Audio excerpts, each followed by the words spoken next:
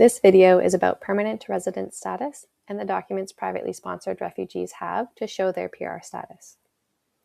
Privately sponsored refugees are approved for permanent residence before traveling to Canada. They go through security checks, pass refugee eligibility, and have medical exams before the Government of Canada issues them a permanent residence visa that allows them to travel to Canada. When they arrive in Canada at the airport, they officially become permanent residents of Canada. It's more appropriate now to refer to them as newcomers instead of refugees. So what does it mean to be a permanent resident? Permanent residents can get social benefits. They can live, work, and study anywhere in Canada. They get healthcare coverage. They can apply for citizenship when eligible, and they are protected under Canadian law and the Canadian Charter of Rights and Freedoms. However, PRs cannot vote or run for political office or hold jobs requiring high-level security clearance.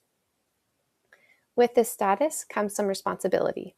Permanent residents must pay taxes and respect laws.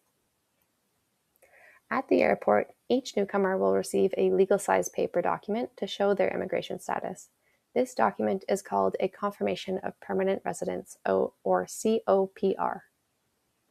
This is the only document that they will have to prove their permanent resident status for the first few weeks and potentially months of living in Canada. I wish this document were lined in gold because it is so important and the status it represents is so valuable. You will need this document for everything in the first few weeks and months: to open a bank account, register for school, get a social insurance number, get OHIP, and more.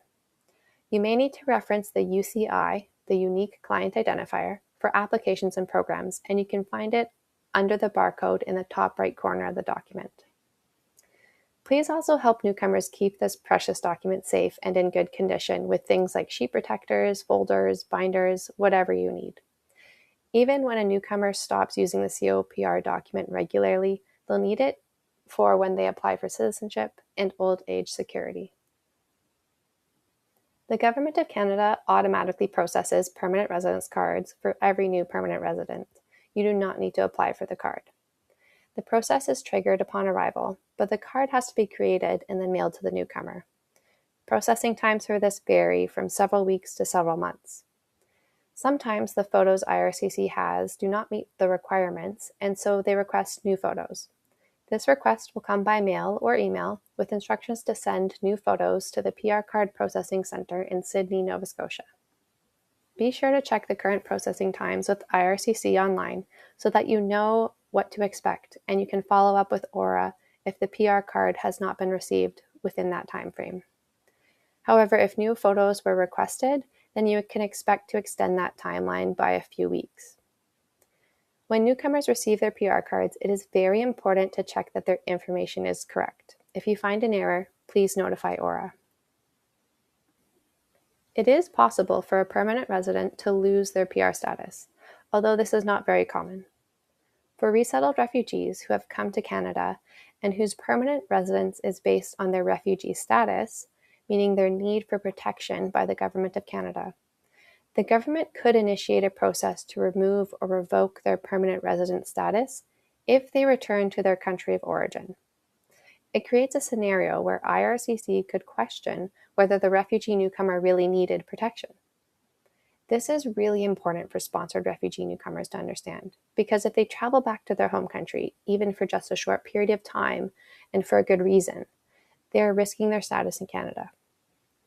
IRCC could also initiate a process to revoke someone's PR status if they are charged or convicted of a crime. The crime has to be serious enough that it would have prevented them from being accepted to Canada in the first place. There is also a residency requirement. Permanent residents must live in Canada for a total of 2 years out of every 5 years to continue being a permanent resident. The most common and wonderful way that people lose their PR status is by becoming Canadian citizens, which we'll talk about in a moment. Permanent residents have the freedom to travel, but there are some important things you need to know. Permanent residents are allowed to travel outside of Canada and return as long as they have a valid PR card and a travel document. Generally, people who come to Canada as refugees should not travel using a passport from their home country if they have one. This is because IRCC could interpret using a passport from their home country as re-exposing themselves to the country that they claim they need protection from. And this could risk IRCC starting a process to revoke their PR status. So it is best practice for refugees who want to travel to apply for a refugee travel document from the Government of Canada. It looks just like a passport, and the application process is similar. This, combined with a PR card, will allow someone to travel outside of Canada and return. Be aware that some countries do not allow people to enter with a travel document, and some require visas even for Canadian PR card holders. The document will also state that it is not valid for travel to the refugee newcomer's country of origin. For example, if the refugee newcomer is from Syria, the document would say not valid for travel to Syria. There are other things to consider if a sponsored newcomer wants to travel during their sponsorship year. And if that happens, please reach out to Aura so that we can discuss your specific situation. Permanent resident status is wonderful, but newcomers should apply for Canadian citizenship as soon as possible. They won't be eligible until well after the sponsorship period is over, because you have to live in Canada as a permanent resident for 3 years before applying. But they should know how important it is and what the requirements are so that when the time comes, they're ready. Canadian citizenship is a more secure status.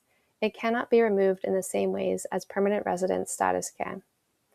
In order to apply, you have to have filed your taxes, complete an application, and you have to pay significant fees.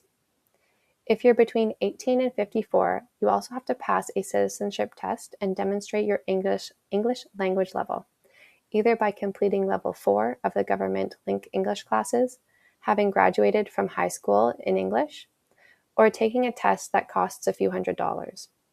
Be sure to explain the importance of Canadian citizenship and the requirements so that this little important seed is planted in the newcomer's mind and they can apply when they become eligible. Thank you for watching this video and learning more about permanent resident status.